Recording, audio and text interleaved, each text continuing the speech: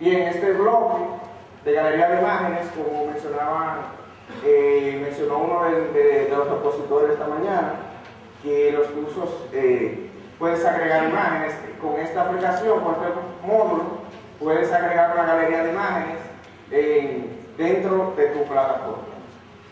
Bien, el módulo feedback que es,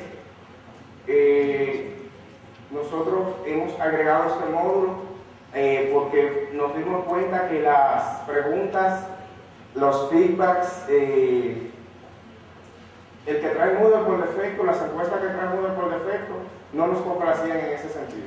Hemos descargado este módulo que para la versión 2.0 de Moodle ya está integrado. Es un módulo bastante fácil de integrar y muy útil, ya que nos permite pasar encuestas en cada curso y él mismo nos muestra de manera gráfica los resultados de las encuestas.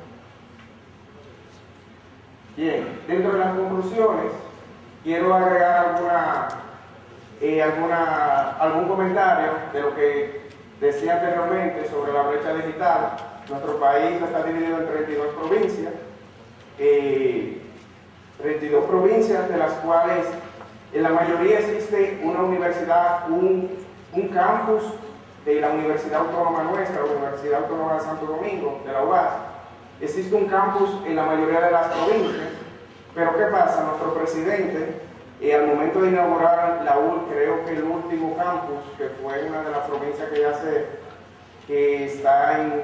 playa, que hace costa con el Océano Atlántico, que se llama Puerto Plata, no sé si lo han oído mencionar, decía una problemática que no sé si la han mencionado los expositores acá, que es que, bueno, nos estamos quedando cortos a nivel de infraestructura y a nivel, pudiera ser, económicamente. Tenemos casi 32 campus en todas las provincias, pero ¿qué pasa? Cada provincia de esa tiene municipios que están muy para adentro, que quizás los jóvenes de esos municipios, de esos sectores, son de escasos recursos, que quizás no puedan pagar un pasaje diariamente para asistir de manera presencial a la universidad. Entonces, en un discurso de la inauguración, vimos como nuestro presidente hacía énfasis en la educación virtual. O sea, decía, bueno, nos resulta casi imposible tener un campus ya tenemos campus en todas las provincias. Imagínense que pudiéramos tener campus en los municipios. Resultaría hasta muy costoso para nosotros. De manera que el futuro de nuestra nación depende mucho de la educación virtual. Y esto también lo llevamos a nuestro instituto tecnológico. Nosotros somos un edificio que tenemos somos una institución que tenemos cerca de 4 edificios, no más de 100 aulas entre los 4 edificios, porque también está la parte administrativa integral. Y vimos cómo al momento, hace 4 años que nosotros lanzamos nuestro campus virtual, al principio fue un problema que no sé si en este país o a alguno de ustedes le ha pasado. Para nosotros lanzar los 2 primeros cursos, en un año tuvimos que pagarle a los profesores el doble de lo que ellos podían ganar en una clase presencial, para poder lanzar al menos 2 cursos en un año. Bueno, pues ahora a la fecha, hace 4 años de eso, nosotros contamos con cerca de 400 aulas virtuales en nuestro campus virtual. El aula ha sido grandísimo, incluso hemos tenido proyectos en los que la educación, la capacitación ha sido toda de manera virtual. Claro, como todos, ha habido su deserción, pero la deserción comparada con el auge que tenía el proyecto es simplemente muy mínimo. Bueno, termino con algunas conclusiones diciendo que existen infinidades de módulos y plugins compatibles con Moodle. Pero ¿qué pasa? Por esto no podemos instalarlo todos, no podemos descargar y vamos a instalar todos los módulos y plugins. De manera que debemos de hacer un estudio de factibilidad, qué es lo que nosotros necesitamos y qué es lo que queremos que nos ofrece este módulo. Entonces, lo probamos, bueno, pues mano a la obra. Entonces, comenzamos con nuestra instalación. Todos podemos contribuir con el desarrollo de módulos. Para Moodle, un ejemplo propio es el expositor que estaba anteriormente, que ha desarrollado este módulo fascinante. Existen numerosos módulos similares, debemos elegir el más óptimo y que el que se ajuste a nuestra propia necesidad. Gracias por su atención y si tienen alguna pregunta.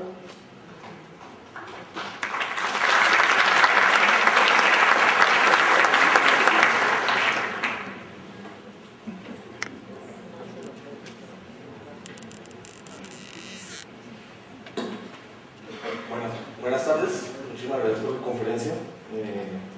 Yo soy administrador del campus virtual de la Universidad Santo Tomás. Hemos realizado algunos laboratorios sobre el Big Pluton, pero hemos tenido inconvenientes porque cuando hacemos varias sesiones pide mucha máquina. No sé cómo ustedes organizan el uso allá. La segunda pregunta, hemos también, en laboratorios hemos hecho con OpenMeeting, pero hemos tenido también problemas con la visualización del PowerPoint. No sé si eso ya OpenMeeting lo ha solucionado o qué alternativa se ha buscado. Y la tercera pregunta es que si existe un Google Analytics, pero no de la plataforma como tal, porque me da la estadística del home, ¿cierto? Pero el curso como tal no me la arroja. Si yo instalo envío el código en la plantilla. ¿Listo? Pues me comenta que existe un módulo, ¿cierto? Pero hemos hecho pruebas, pero no funciona. Pues para nosotros no nos funciona. Gracias. Bien, respondiendo a tu primera pregunta sobre el módulo de videoconferencias y te cuento que no sé la cantidad de usuarios que has probado. Nosotros generalmente en nuestros cursos, por pedagogía nuestra o leyes de la institución, no debe de pasar de 25 estudiantes en un curso, ya sea de manera presencial, virtual, blended learning, como sea.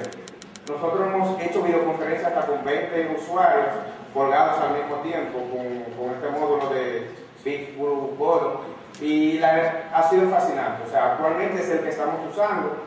No te digo que no hemos utilizado el módulo Skype, que también ayuda demasiado en nuestra clase y es fácil de incorporar. Con relación a OpenMeeting, a mí también me han pasado el problema de la presentación. Por eso, aparte de que es costosísimo para nosotros, o sea, adquirir un servidor dedicado ya para alojar este streaming, este software streaming, hemos optado ya por software libre como Big Blue Bottom, también hemos probado con DinDin, con Wisi, hemos probado infinidad de módulos. Una vez queríamos llegar a acuerdo con Illumine, pero por cuestiones económicas que estaban cobrando en ese momento mucho dinero para ese acuerdo, pues entonces no nos decidimos. Entonces nos pusimos a buscar y hemos encontrado estos software que nos han ayudado bastante. Y la última pregunta, Google Analytics. ¿Tú has utilizado Google Analytics en el portal de Google Analytics o el módulo instalado en Moodle? Los dos. Bueno, para mí el más completo, sin embargo, que le estoy dando promoción al módulo, es el portal de Google Analytics. Es sumamente completo.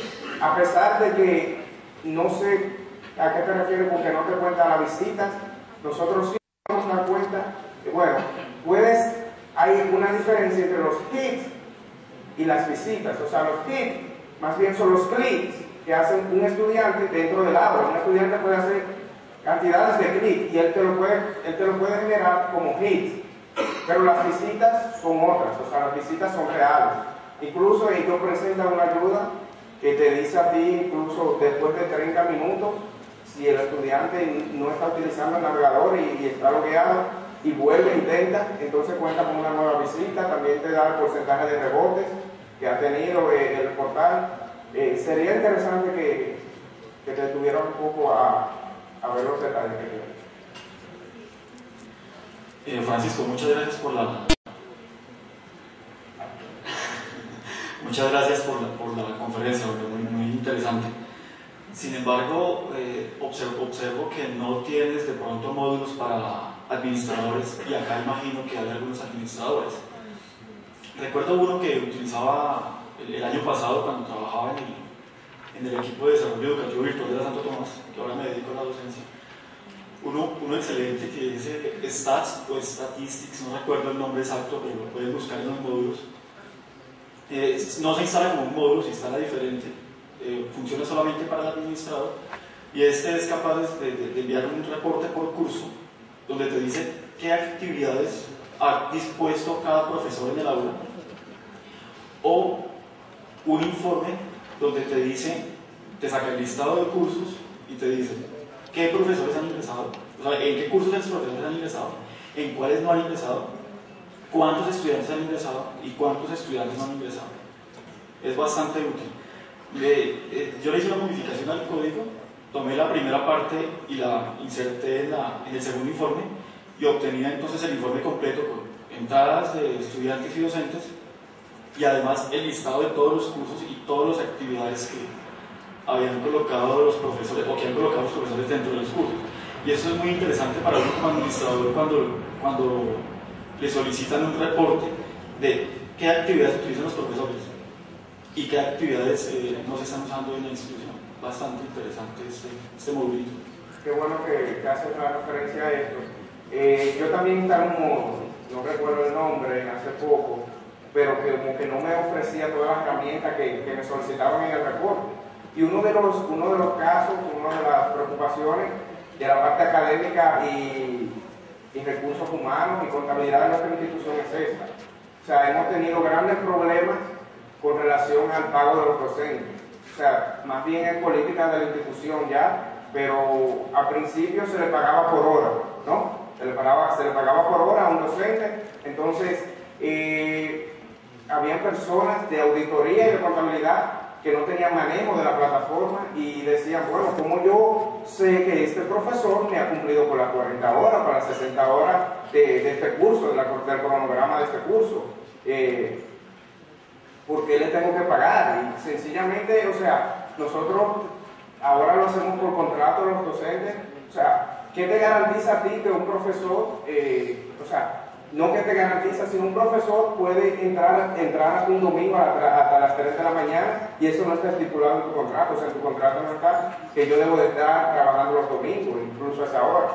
Entonces, qué bueno que me hace referencia a ese módulo, porque actualmente lo que estamos haciendo un poco tedioso, incluso con este módulo que acabo de instalar. Es un poco parecido a lo que me dices, que me genera las actividades que están dentro del curso, los estudiantes, la cantidad de estudiantes que tiene, el nombre de las actividades que ha agregado, o sea, ya sea videoconferencia, foro, chat, así.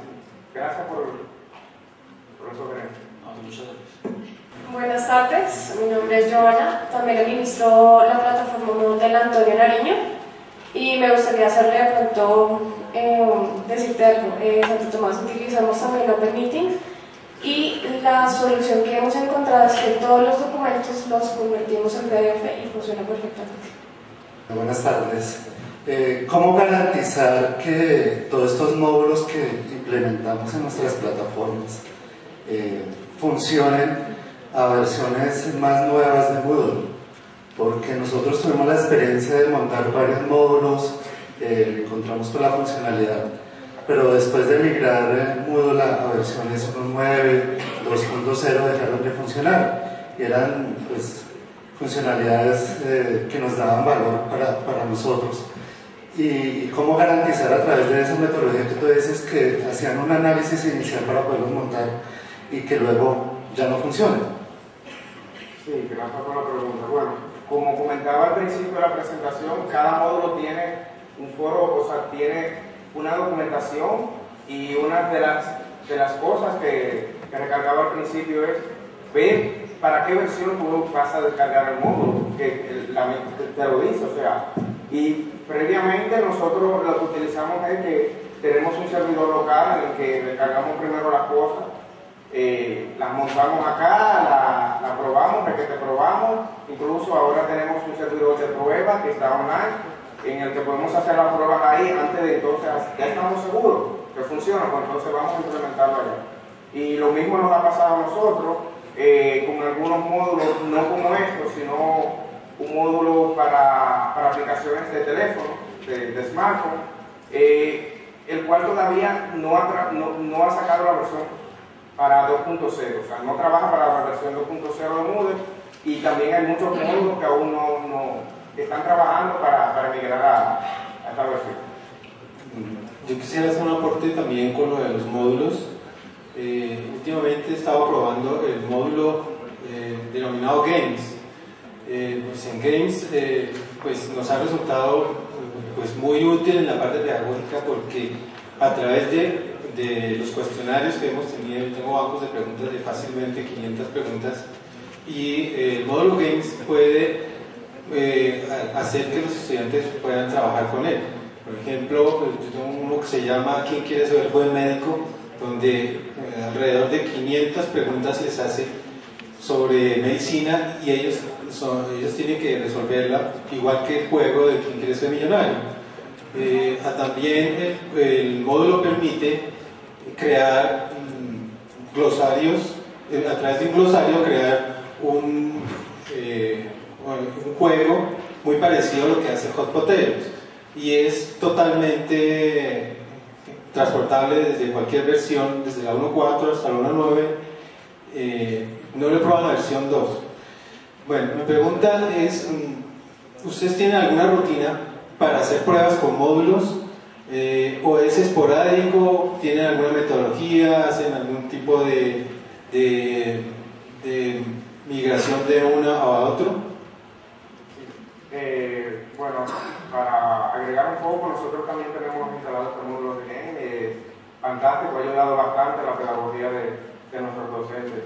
Con relación a los módulos, nuestro departamento se llama, como dijo al momento de la presentación, Tecnología Educativa e Innovación. Nosotros tenemos personas encargadas de creación de contenido, y al mismo tiempo nosotros como administradores de la plataforma constantemente estamos buscando ya sea módulos que puedan ayudar a la pedagogía de nuestros docentes, como por lo que decía al principio, o sea, por la resistencia al cambio que tienen. Nosotros tenemos que acomodarlo a ellos para que ellos puedan utilizar nuestra plataforma. O sea, gran parte de ellos, y esto siempre pasa con los de ciencias básicas, por ejemplo, cálculo diferencial, precálculo, física y esas clases, pero nosotros constantemente estamos buscando módulos. Como dije, no todos deben de ser instalados, o sea, simplemente yo veo la funcionalidad, ¿para qué me da ese módulo? Bueno, ¿qué puedo resolver? ¿Qué me resuelve ese módulo? ¿Qué me simplifica ese módulo? Bueno, entonces vamos a probarlo, y una vez probado, entonces, bueno, puede funcionar, pues vamos a instalarlo. Francisco, perdón, me interrumpo nuevamente. Ya que estamos hablando de módulos, quiero como incentivarlos de pronto a los que están en los equipos de desarrollo de las instituciones a que ayuden en la traducción de los módulos. Nosotros en la Santo Tomás, en la parte de educación a distancia, teníamos como una política no instalar módulos en un idioma diferente al español. Entonces nosotros alcanzamos a traducir algunos, estaban en francés, los pasamos a español, igual del inglés al español, y los archivos de traducción los enviamos a los desarrolladores.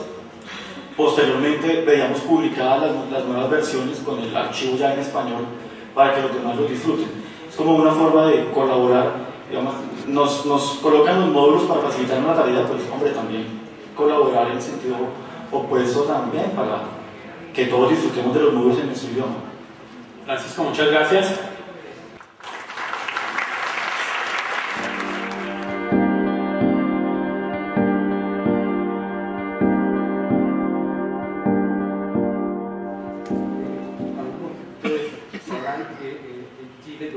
Estamos con serios problemas en educación, y hace 3 meses que no funciona el sistema educativo ni a nivel escolar ni a nivel universitario, y de hecho se está imponiendo pues una de las soluciones que el gobierno está tratando de implantar hoy en día es la educación para salvar el año escolar a través de plataformas como Moodle y Idiomas. El tema al cual quiero referirme tiene que ver con cómo Moodle, a través de una experiencia que hemos ido armando a través de algunos años, nos hemos dado cuenta que tiene la capacidad de nivelar el terreno, es decir, que aquellos más desposeídos de todo punto de vista, desde el punto de vista sociocultural, del capital cultural que tienen numerosas familias en el país, en nuestros países en general. Plataformas como Moodle permiten que jueguen no diría exactamente en igualdad de condiciones que el resto de los estudiantes, el resto de sus pares etarios al menos, pero al menos ir subsanando de alguna manera ese abismo que existe entre los dos mundos que caracterizan a muchos de nuestros países. Y me voy a permitir hacer una pequeña reflexión respecto a la evolución de la universidad en el mundo, basado en un artículo de un estudioso de esta materia, que era hace un par de años, Martin Fromm, pero que me parece que nos ayuda a entender mejor cuál es la realidad que hemos estado viviendo este último medio siglo y qué es lo que va a suceder de aquí en adelante respecto a la cobertura de la educación superior, por ejemplo, y por otro lado, de cuáles son las pretensiones tanto de los estudiantes como de los países respecto a los niveles de educación, al alcance y cómo se vincula eso con las necesidades de nuestras sociedades. No sé si se alcanza a ver, poco parece, pero voy a tratar de... La lámina, el chart parte de aquí abajo y va hacia arriba. Y se habla de las universidades de élite, aquellas que existían antes de la Segunda Guerra Mundial en todos los países de Europa, en Estados Unidos y en nuestros propios países, los países de nuestro continente, y que fundamentalmente estaban destinadas a formar a los gobernantes, a quienes iban a dirigir el país. En la época que a mí me tocó estudiar, muy cercanamente entonces en este caso después de la Segunda Guerra Mundial, pero no tanto después, de mi cohorte, es decir, de los jóvenes que teníamos entre 18 y 24 años, estudiábamos el 8%. El 8%.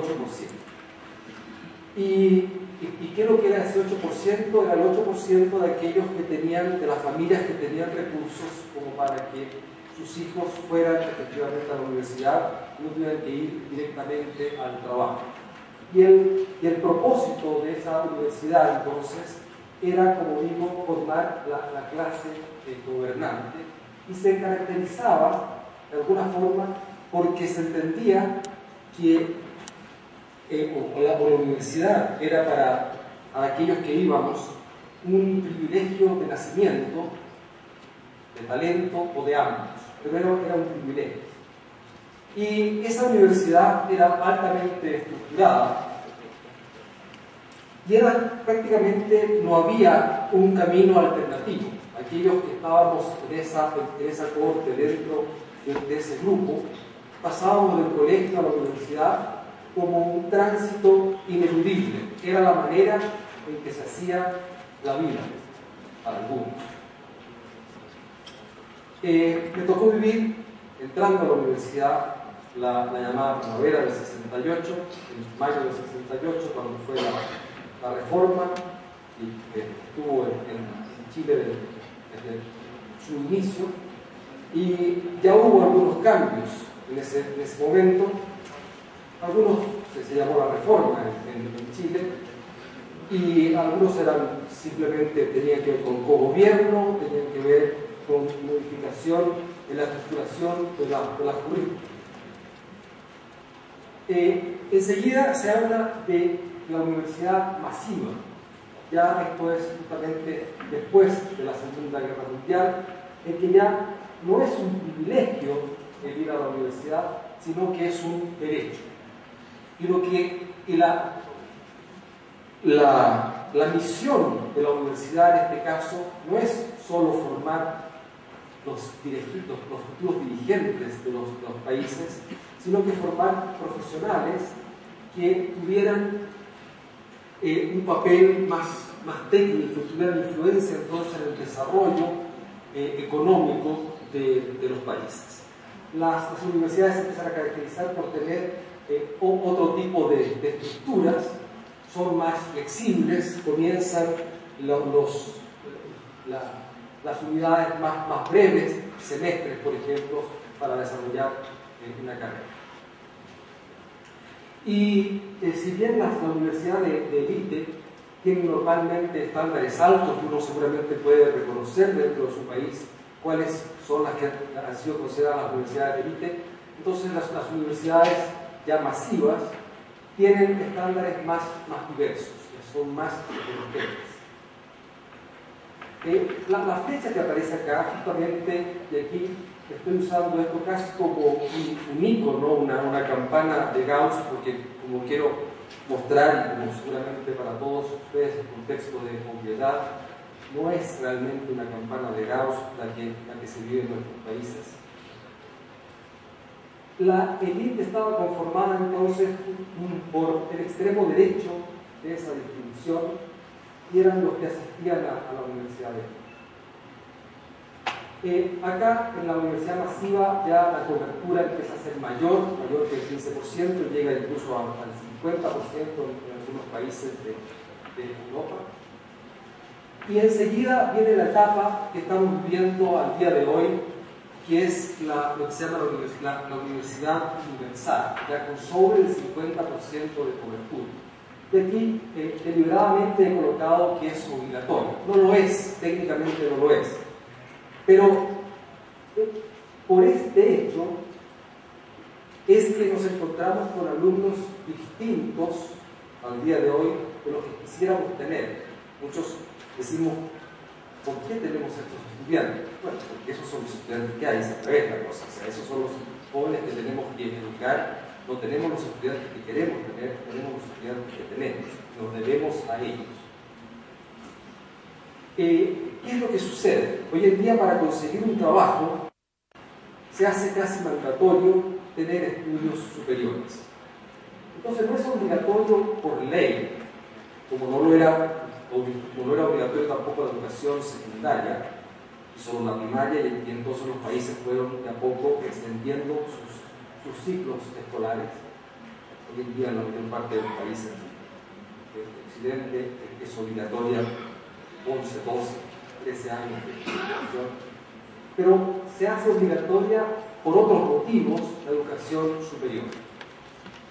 ¿Qué es lo que sucede? Es normal, o mejor dicho, decirlo de otra manera, cuando algunos de nosotros, los más experimentados, voy a decir, estábamos en la universidad, estábamos con algún gusto, diría yo. Íbamos a la universidad porque queríamos aprender. Y yo diría que había una cierta etiqueta en la sala de clases, y los que no querían estar atentos, entonces no iban a la clase. Hoy en día nos encontramos con estudiantes en la sala que realmente están conversando o están mirando su notebook o su Palm, no se llama Palm, su BlackBerry o su iPhone, ¿okay? Porque realmente no quieren estar en el salón de clases. ¿Y por qué están? Porque es obligatorio. Y ese es lo que de alguna forma produce el cambio de actitud en esos estudiantes. Y está bien o está mal eso, no importa, está. Esa es la realidad que tenemos, es la realidad que tenemos que enfrentar, y es la realidad que tenemos que de alguna manera ser capaces de formar profesionales a partir de esos estudiantes. Hoy en día estamos trabajando por una parte más amplia de la distribución esta que aparece acá. ¿Y qué se ha hecho para educar a esos jóvenes? ¿Hay alguna diferencia entre lo que se hace hoy y lo que se hacía antes? Poca diferencia. Ha cambiado el color del tablero, pero no mucho más que eso. Cuando vamos a clase, seguimos repitiendo no la clase que hacíamos hace 10 años, hacemos clases hace más de 10 años, ni la de hace 20. No, la de las 30. Peor aún, la que nos hacían a nosotros hace 40 o 50 años cuando estábamos en el